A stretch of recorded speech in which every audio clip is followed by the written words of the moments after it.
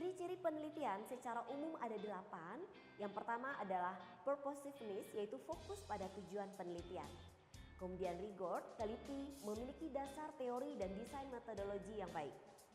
Misalnya saya ingin mengkaji sebuah penelitian dampak ketidakhadiran seorang student di dalam kelas dengan capaian pembelajaran seorang student.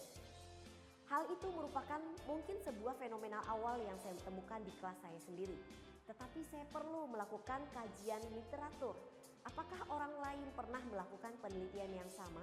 Dan konsep apa yang mereka pilih? Variabel apa yang mereka pilih? Bagaimana mereka menghubungkan antar variabel dan bagaimana hasilnya? Kemudian saya perlu melakukan prosedur pengujian hipotesis yang jelas. Hipotesis yang merupakan dugaan sementara saya tersebut harus saya uji secara sistematis dan tentu saja berlandaskan kepada teori-teori ilmiah. Kemudian pengujian dapat diulang dan berdasarkan fakta serta data-data aktual, tidak subjektif dan emosional. Berikutnya, objektivitas. Objektivitas perlu saya jaga untuk berdasarkan fakta dan data faktual. Objektif berarti berdasarkan data yang logis, sementara subjektif lebih kepada emosional. Berikutnya, generalisasi. Semakin luas lingkup objek penelitian saya, tentu saja hasilnya juga akan semakin berguna bagi khalayak ramai.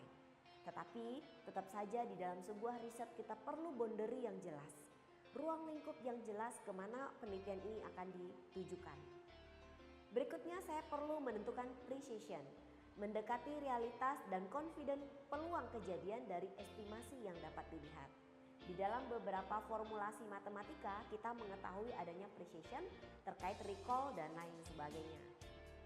Terakhir adalah parsimoni, yaitu kesederhanaan dalam pemaparan masalah serta metode penelitian.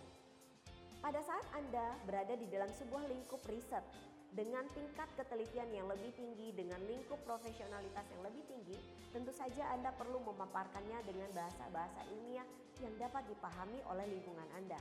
Namun pada saat Anda beralih kepada lingkungan yang lebih sederhana, Anda pun harus menyampaikannya dengan bahasa-bahasa logis yang sederhana, mudah dimengerti, simple, dan dapat dimaknai dengan baik oleh orang yang mendengarkannya. Berdasarkan hal tersebut, karakteristik penelitian ilmiah terdiri dari 5 hal saja. Yang pertama, sistematis. Yang kedua, logis. Yang ketiga, empirik. Yang keempat, objektif. Dan yang kelima adalah replikatif. 7 langkah metode deduksi pada hipotesis dapat di breakdown kembali dari beberapa metode sebelumnya. Yang pertama, identifikasi area masalah yang luas. Untuk menentukan apa? Untuk menentukan boundary dari objek penelitian Anda. Yang kemudian, definisikan pernyataan masalah.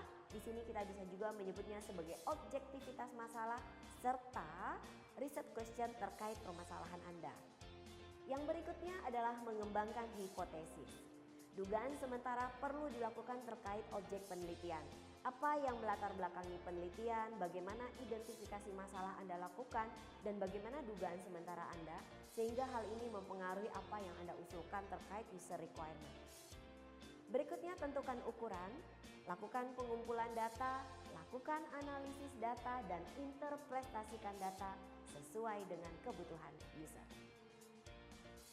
Berikutnya, ini merupakan interpretasi data yang sama dan kita menyimpulkan bahwa penelitian adalah proses untuk mencari sebuah solusi terkait sebuah masalah. Tentu saja dengan melakukan studi secara menyeluruh dan analisis faktor-faktor situasi pada saat itu. Penelitian ilmiah harus menggunakan kaidah-kaidah ilmiah, mengemukakan pokok-pokok pikiran, menyimpulkan dengan melalui prosedur yang sistematis, dan tentu saja perlu melakukan pembuktian yang juga secara ilmiah.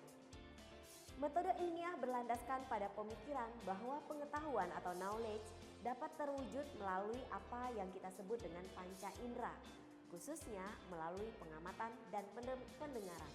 Dalam hal inilah kita perlu melakukan observasi dan interview atau wawancara sehingga kita mengetahui dengan tepat apa yang menjadi keputusan atau kebutuhan dari sistem berjalan. Demikian, semoga bermanfaat. Terima kasih.